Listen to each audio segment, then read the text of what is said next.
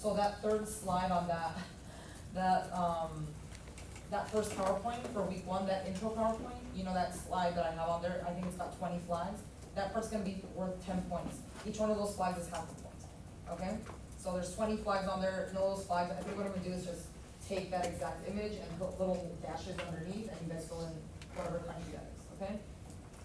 So that's part three, and part four is the essay response section. I normally do three questions, and you guys choose two of the three. This time I put four on there, you guys still choose two of the three, okay?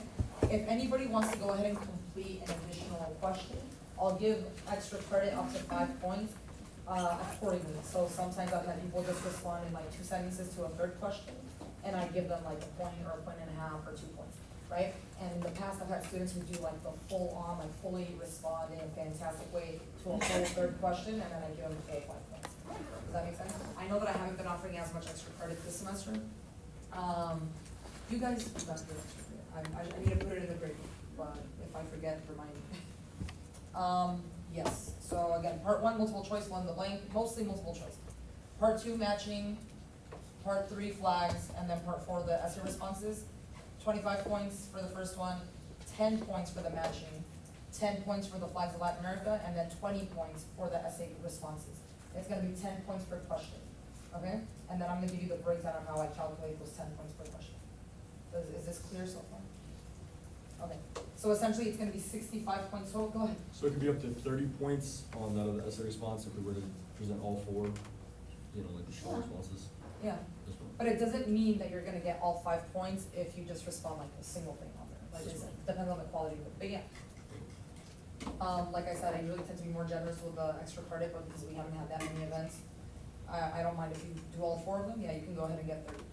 And it's not rare for my students in other semesters and in other years to have gotten like 110 or 115. I think the highest I ever had was like 120 or something. Okay, like people that just went above and beyond. And people tend to do well in the midterm in general and the final. Okay, so 25, 10, 10. So essentially the matching and the flags together is about a third of the midterm. The essay responses are about a third of the midterm, and multiple choice is also a little more than a third. Okay, 25, 20, and then 20. Does that make sense? Okay, the way that I'm gonna grade your essay questions is based on three things: clarity, sophistication, and elaboration. Clarity, and I'm gonna put this little rubric thing on the midterm, okay, so you're aware of it. But clarity, does it answer the question? Sometimes I have people that don't answer the question because I guess they don't know how to answer the question, but they just they answer a different question that's not the question that I'm asking. Does that make sense? Like, they knew a lot about maybe the political economy of Latin America, but they didn't know anything about authoritarianism and democratic institutions of Latin America. So they tell me all about like a different topic, and it's like fantastic, but you didn't answer the question, right? So I'll still give them points, but I won't give them points for the clarity section. Does that make sense? So it's clarity and then elaboration. How well do you understand the concepts? Okay? So it's 3 points, 4 points, and then 3. So it's clarity, sophistication, elaboration. Clarity, 3 points, sophistication, 4 points, and elaboration, 3 points. So 3, 4, 3. Clarity, again, does it answer the question? So answer what I'm asking you. Sophistication is how well do you understand the concepts? Sometimes I have people that, yeah, they answer the question, but I can tell that they just know the answer to the question. They don't know how to give me don't know how to demonstrate a rich understanding of the concepts behind why that is what it is, right? And then elaboration, how much did you write? Again, in the past, I've had students that write like 5 sentences, and it's like, or I'm not gonna give you as many points as somebody that wrote like a whole page, okay? This semester, what I'm asking is 10 to 15 sentences per question, okay? I'm setting that sort of guideline so people don't try and just write 2 or 3 and be like, but I answered it right. Like, no, 10 to 15. This is something that I also include on there, just as a reminder. I'm gonna read it to you now. Where is it? It's a little blurb about like, yeah, 10 to 15 sentences, but just so that this is advice for you guys, right? It's a little blurb that says like, please try and stay away from filler sentences. So a filler sentence is when a student is trying to like make up part of those 10 sentences with fluff, right? So it's like they're restating the question in different ways, right? Or saying like, Latin America is a very interesting region. I've always had a great interest in Latin America, and throughout history, we have seen many, many terrible things happen there. Some of these terrible things affect us to this day. It's like you just used up 3 sentences with like BS, like fluff, right? So that's why I call it fluff sentence. Or restating the question, where's my, why do I not have this here? Oh, here it is. Remember that all essay responses must be at a minimum 10 to 15 sentences. Avoid rephrasing the same statement in different ways, fluff/filler sentences, and rewording the question particularly in unnecessarily long manner in order to take up space. Okay? Yeah, that's essentially what it is. What the rest of it? Yeah, does that make sense? Like those fluff things, try and stay away from them. Yeah, I think that's it. Any questions before I go into the actual meeting? Go ahead.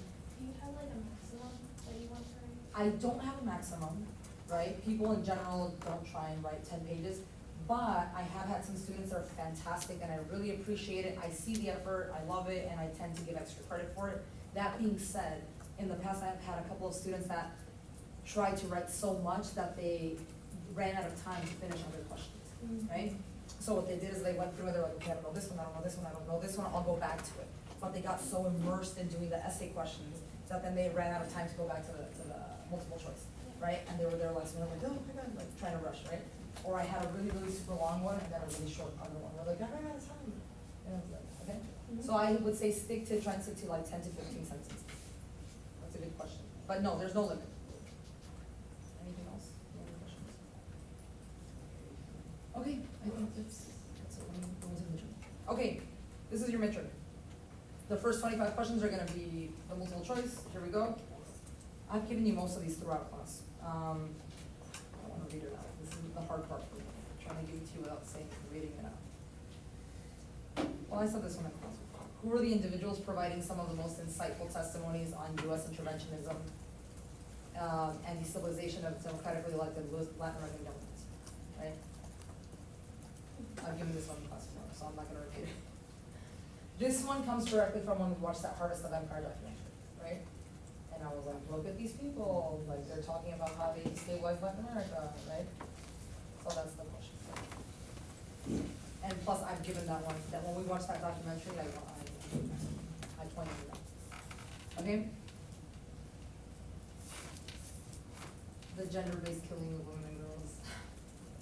I'm not gonna give you all of them, I'm sort of trying, just some of them. I'm gonna paraphrase others. Okay, so the second one, these might all be messed up, right, the order of it, but this is just how I have it before. So the one on gender-based killings, and violence against women in Latin America, so everything that we saw last week. This one talks about dollarization, so what 3 countries are dollarized?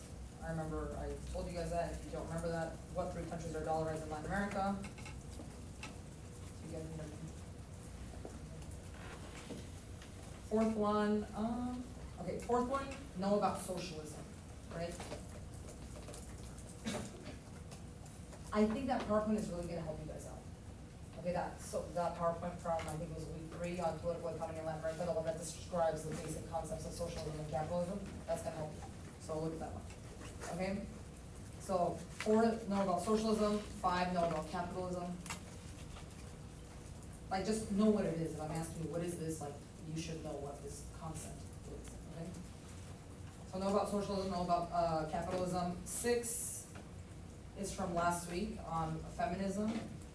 This one, okay, identify the pro-abortion slogan popularized by Latin America's feminist movements. Okay, I'm gonna repeat this one because I know it was a little bit difficult. It wasn't translated on the abortion PowerPoint, right? That green one, that green PowerPoint, it was in Spanish and then I translated it and wrote it, okay? But it's the sexual education to decide, contraceptives to avoid abortion, legal abortion to avoid dying. Okay? Does that make sense? Yes. I saw like a. Can you go back over one more time? Yeah, the sexual education to decide, contraceptives to avoid abortion, legal abortion to avoid that. Thank you. 7, bless you. 7 again has to do with, 7 and 8. So 7 and 8 complement each other in the same way that 4 and 5 complement each other. 7 and 8, it's again about political economy, so capitalism, neoliberalism. This one is more Latin America specific. 4 and 5 are more general, socialism and capitalism. 7 and 8 are about Latin America, okay? So more Latin America specific. think about neoliberal policies. When neoliberal economic policies are implemented in Latin America, what does that do? Okay? And then 8, when socialist policies are implemented in Latin American economies, what does that do to that country?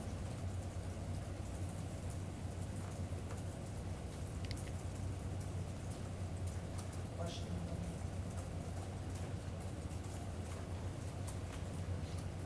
9 is, again, about feminism in Latin America, so this one is a fill in the blank, okay? You guys had a reading about this, a couple of readings, that mentioned it, and a video.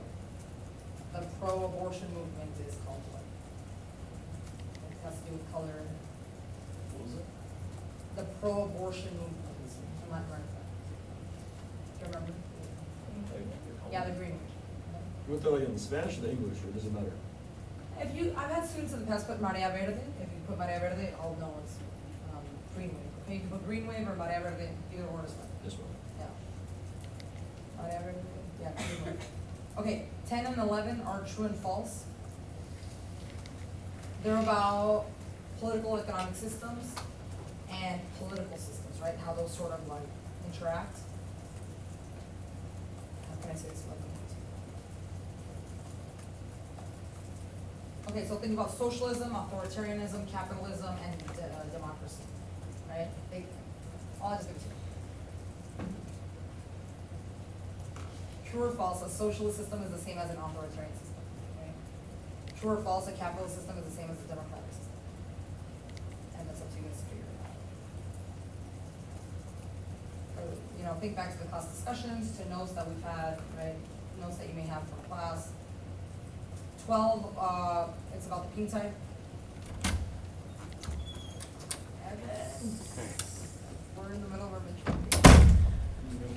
Our midterm movement, so this is important. Yeah. Okay, question 12, pink tide. Okay, pink tide movement, know about pink tide movement. You're gonna have to know about the pink tide movement. In general, I think I've said this in class before, but okay, that's 12, 13. 13 again is about last week's unit. Think back to the whole conversation on like the red pill movement, the men's rights movement. That slide, there was a slide that was really dense, right, with a lot of information, and I was like, I don't want to have to go through all this, but that really dense slide on that PowerPoint is gonna help you. If you wanna answer this question, that slide is gonna help, okay, on that PowerPoint. So, men's rights movement. Look at that one slide, it's gonna help. 14, is about migration. This one I think, migration flows, important migration flows. I think I took it directly from your quiz. This one comes directly from your quiz. Migration flows in the 21st century. Go ahead. For number 13, you said like the identify with the PowerPoint. What's Yeah. PowerPoint? Because like I think you showed us like 2 that day. Unless I'm mixing The up one numbers. where I cover the basic concepts of feminism. Oh, okay. Yeah, that first one, I think it was the first one that I covered. No, sorry, the second one. The first one was about like figures of Latin America. Yeah, That's so the fine. second one, Okay. yeah. I mean, it's the only one that's gonna talk about the men's rights movement, right? Okay, good. 15, so 14, migration flows, it comes directly from your quiz. You guys still have access to those quizzes, right? You guys can go in there and see the questions and stuff, yeah. So I took it directly from there. 21st century migration. 15, this one I told you, I remember I told you it was gonna be on your midterm, it is on your midterm. Migration flows, from the readings versus migration flows that were discussed in class. Okay. And that one is also fill in the blank.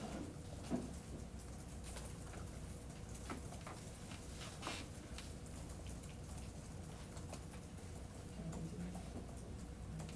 16, School of the Americas, know what it is, okay?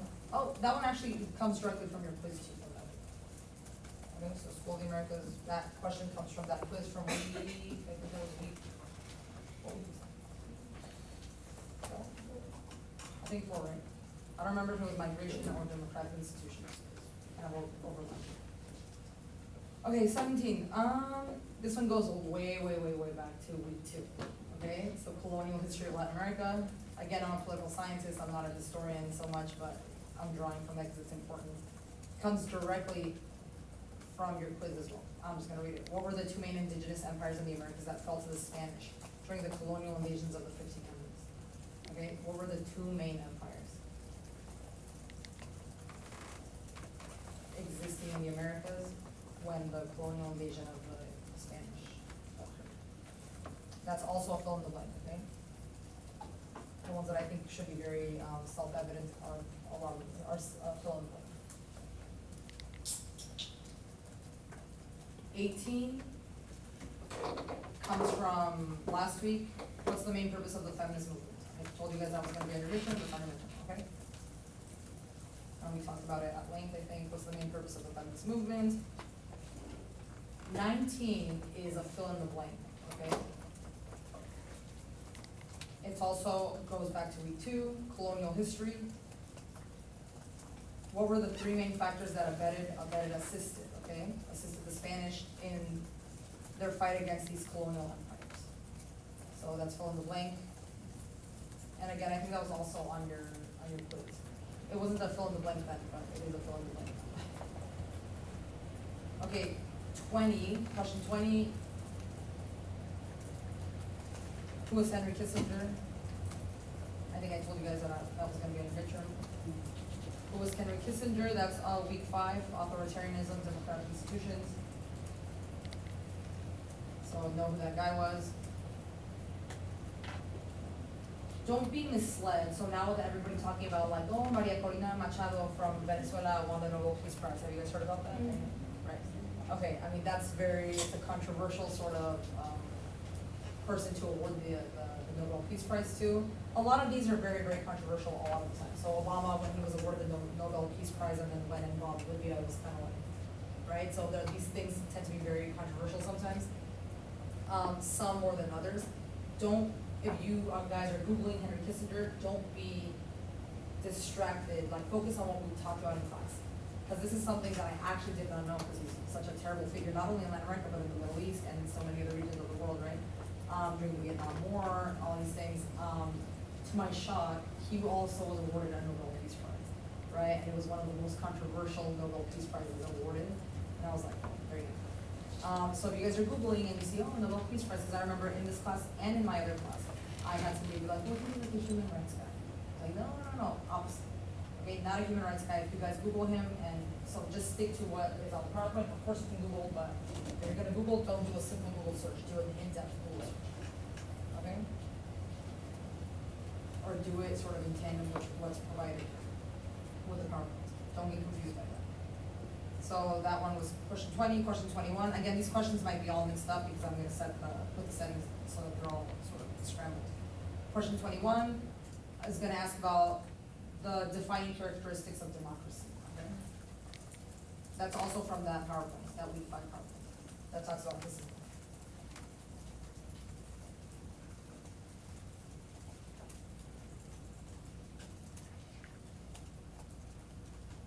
22, I still haven't decided. There's that one, that's your surprise question. So I'm gonna figure it out and see what it is gonna be. It's not gonna be about, it's gonna probably be about, because you already know a lot about feminism, a lot about political economy. So it's either gonna be on democracy or colonial Latin America, okay? So question 22 right now, as it stands, is a surprise question, either on democracy, unit 5, week 5, sorry, or colonial Latin America. 23, culture of misogyny. I told you, this one actually has to be in Spanish. Okay, this word actually does have to be in Spanish. I told you guys that this is something that I was gonna ask. It was in your readings when we talked about the culture. Yeah, go ahead. What slides are you looking for the, week 5? Because the one that has up is like, it's not that long. I was just, the Henry Kissinger thing isn't on this, that's what I was just asking. The Henry Kissinger thing is a what? For week 5? Yeah. It only has, that was the one that we talked about, like Elon Musk and his kids and like. No, was it week 5 was, or maybe I'm getting confused. Was it week 4, authoritarianism? I think week 4 was authoritarianism, I'm sorry. You're right, week 5 was migration. Oh, yeah. Yeah, I'm sorry. Yeah. So it might have been week 4. But I mean, it's the unit on authoritarianism, democratic institutions, that sort of thing. Okay? So that unit, the one that has Kissinger on there. Yeah, I see. Yeah, so surprise question was 22, 23. Culture of misogyny, that one does have to be in Spanish. And that's a fill in the blank. Questions left in this section. Left-wing leaders, so again, sort of general. And then right-wing leaders. This question also, last two questions sort of also go hand in hand, okay? You need to know about left-wing leaders, what that means. And you need to know about right-wing leaders, what that means. Okay? Some basic sort of political concepts, not only for Latin America, but in general. So what does it mean to be a left-wing leader? What does it mean to be a right-wing leader? And that's gonna be a select all that apply. A couple of these are gonna be like select all that apply. And if you choose just one, then you'll get half credit. If you get both, of course, you'll get full credit. Don't try and select all of them because I'm not giving you credit, okay? So select two. Okay, matching section. I think we're almost done. That was the hardest section that I had sort of had to go through for you guys. Matching has 10 Latin American figures to know about. 6 of them are men, 4 of them are women, 2 of them are historical women coming from that PowerPoint, like I told you that you guys were gonna have 2 of the women from that PowerPoint, okay? I think those are the only historical figures in that entire section, just so you guys are aware. Everybody else on there is contemporary. Not all of them are alive, but they're contemporary in the sense that they're 21st century, relevant to the 21st century, right? Or they ruled in 21st century Latin America. Yeah, all of them are 21st century figures. When I say historical, 2 of them are historical, they're both women, they're coming directly from that part. Does that make sense?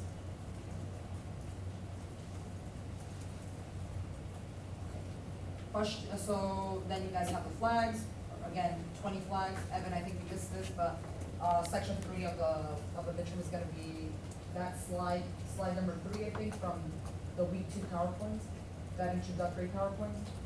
And it's gonna be 10 points total for that section, half a point per flag, okay? So then you're gonna have that, and then this is the last section of the entire midterm. Short answer, well, it says short answer, essay, response, whatever.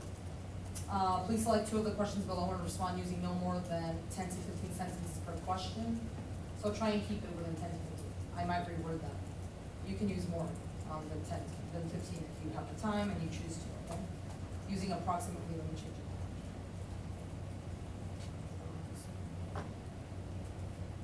Using at a minimum. Okay. And respond using at a minimum of 10 to 15 sentences per question. So the first one, again, you guys have to choose 2. If you choose to complete more than the 2, then you get an additional however many points for that question. Up to 5 points per question, okay? So the first one is, what has been the significance of the pink tide in Latin America, and how does it relate to our unit on political economy in the region?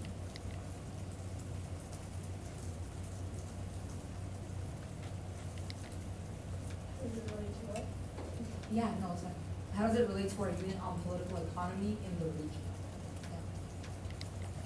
Yeah, if you guys want me to repeat anything, just feel free to ask, okay, that's why we're here. What's up? Yeah. What has been the significance of the pink tide in Latin America? Question mark, and then how does it relate to our unit on political economy week 3 in the region? Yeah.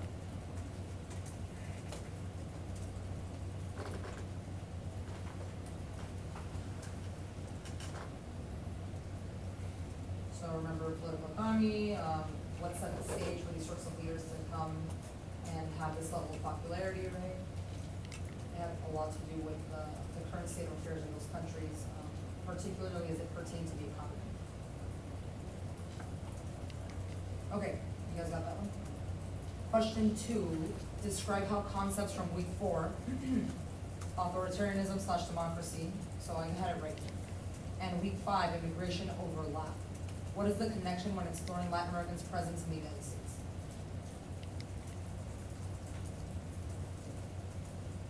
So again, describe how concepts from week 4, authoritarianism / democratic institutions, and week 5, immigration overlap. What is the connection when exploring Latin Americans' presence in the United States? So that first part of the question, you'll want to explore the dynamics that were happening in the region. Okay, so inter-Latin American dynamics. And then that second part of the question, you want to explore more of what we saw in that documentary. Okay? Does this make sense? Go ahead. Can you repeat the second part of the question? Yeah. So I'll just repeat the whole thing. Describe how concepts from week 4 on authoritarianism, democracy, institutions, and week 5 immigration overlap. That's the first sentence. Second part, what is the connection when exploring Latin Americans' presence in the United States?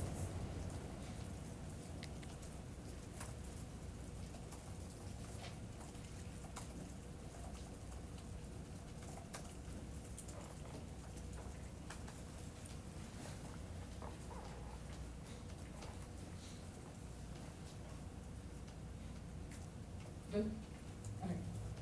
Question 3, explain and elaborate on 2 of the major concepts discussed in class that are of significance to Latin American feminists. For example, abortion, femicide, plastic surgery, etc. Okay? So explain the concept, explain what it is, why it's important, and elaborate, right? Give examples.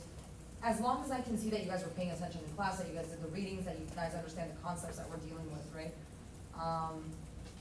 Yeah. A strong response is a response that draws, and this is gonna be in the instructions here, right? That draws from everything used in class. A response that's a little bit more general or generic is still a strong response is good, right? But it's not as good as one that really draws from the specifics of what we talked about in class here, right? So the readings, the PowerPoints, class discussions, that sort of thing. Okay, so that's 3, go ahead. Can you repeat it again, please? Can Can you I repeat the question? Yeah. Yeah. Explain and elaborate on 2 of the major concepts discussed in class that are of significance to Latin American feminists. And then I have it here, it says, for example, abortion, femicide, plastic surgery, etc. So these are all things that you guys read about and watched videos about. So, for example, I've had students do this in the past, like, for example, regarding the video on that demonstrated the stabbing, the lethal stabbing of a law student in Mexico City by her boyfriend. That was something that shook the country and then led to the manifestaciones, the protests that have rocked Mexico City in Puebla, or things like that, right? And led to the burning that we read about in that chapter on Latin American feminist mobilizations in Mexico City. Does that make sense? That way I know that you read the chapter on Latin American feminist organizing, right, and how the way that they raise hell and they burn. And I think I even showed in one of the PowerPoints how they were burning the door of the Palacio Nacional, right, like the Mexican equivalent of the White House. So if you have triangulate all 3 of those, I'll be like, okay, this is a 10 out of 10. Does that make sense? Okay, question 4, last one. What is the connection between race and migration? Use concepts, terms, sources, and keywords from our class readings, PowerPoints, and class discussions. That one, I think we sort of talked about that a lot, right? We went into, like Maddie was talking about, the Elon Musk thing and the sort of birth rate, myths around birth rates, and go ahead. Yeah. What is the connection between race and migration? It's pretty simple. But then I just elongate it a little bit, but use concepts, terms, sources, and keywords from our class readings, PowerPoints, and class discussions.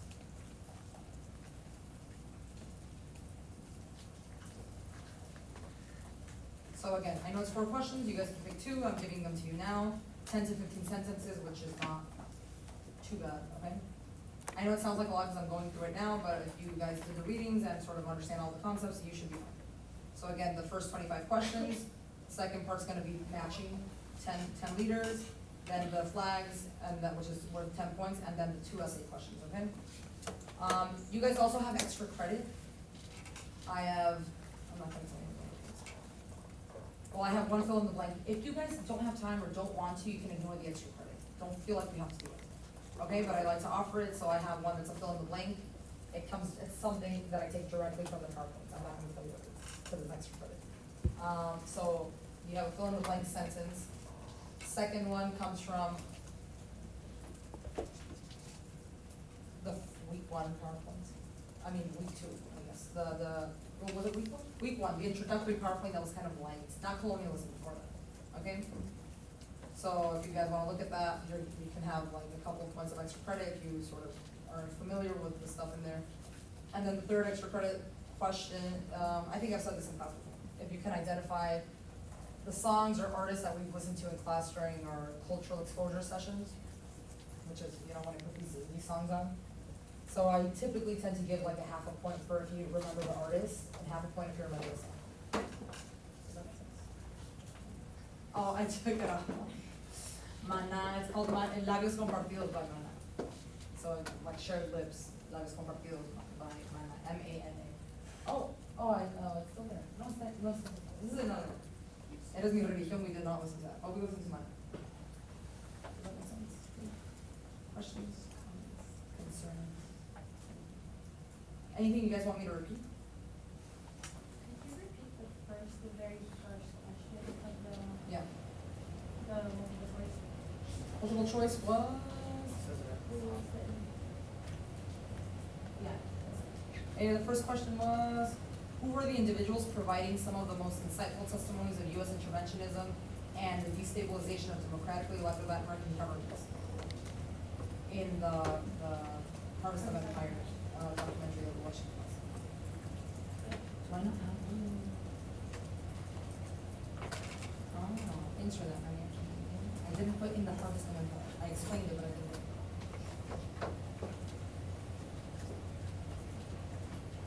Okay, and it's a select all that apply, everyone, okay? Thank you. Yeah, if you guys ever catch any typos in my things, let me know so I can correct it. And I saw another hand up. Go ahead. Can you repeat question 11, please? Yeah. It was a true or false. Did I read this one out loud? True or false, a capitalist system is the same as a democratic system. And then that one goes hand in hand with question 10, true or false, a socialist system is the same as an authoritarian system. So there's a couple sets, I think 3 different sets of questions that go like hand in hand that are sort of pairs.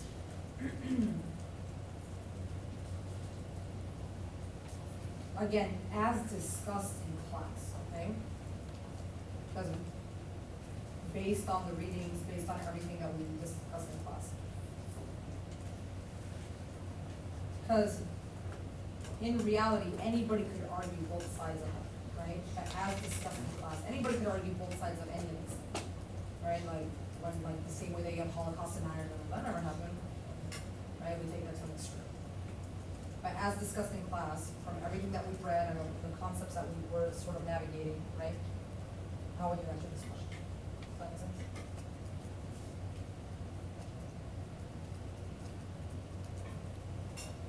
Just to give you guys a hint on those, think about Pinochet, right? Think about Salvador Allende. I've had students in the past say some things like, what was it? Yeah, he was something about like, oh, but then Chile got better because it wasn't socialist anymore, or something like that. And it was like, but we're talking about the overthrow of democratically elected leader who was self-proclaimed socialist. Does that make sense? So that's what I mean. It comes directly from one of the readings. If you guys did that reading, you know that this guy was openly socialist. Okay? And many other leaders were also enacting very, very socialist policies. Okay? Of redistribution of wealth. Does this make sense, Ethan?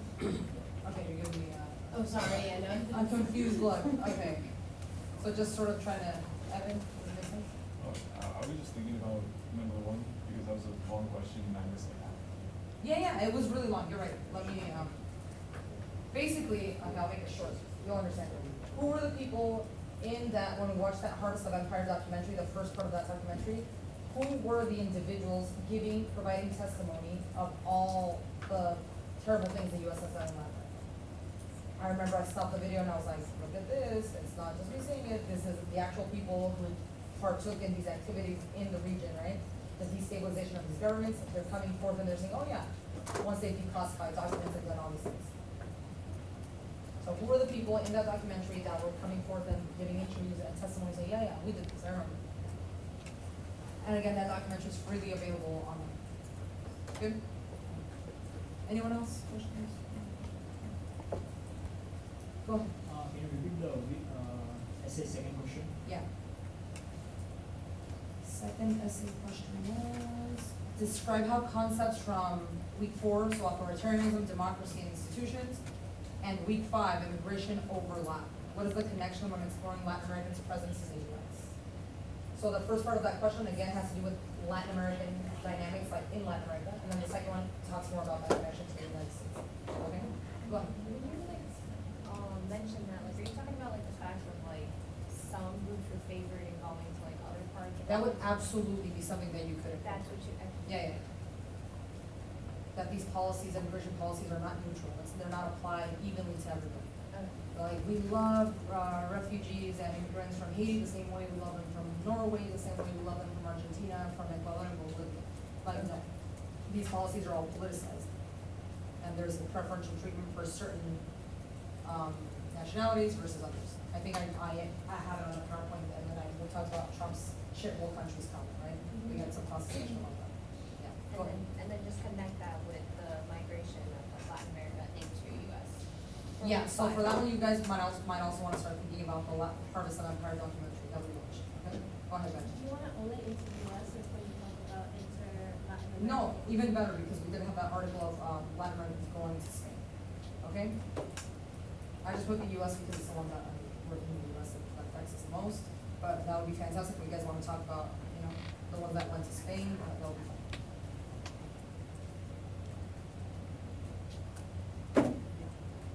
But this one, the connection to Maddie, the connection to the US is also important to answer the first part of the question, right? Yeah. Any other questions? Okay.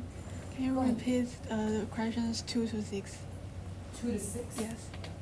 From the multiple choice, right? Yeah. If anybody wants to leave, if you guys are done, and you feel like you have everything that you need, you can, feel free to go. I'm gonna go ahead and repeat them. Question 2 was, what's the gender-based billing of women and girls called? Okay, what's the term for that?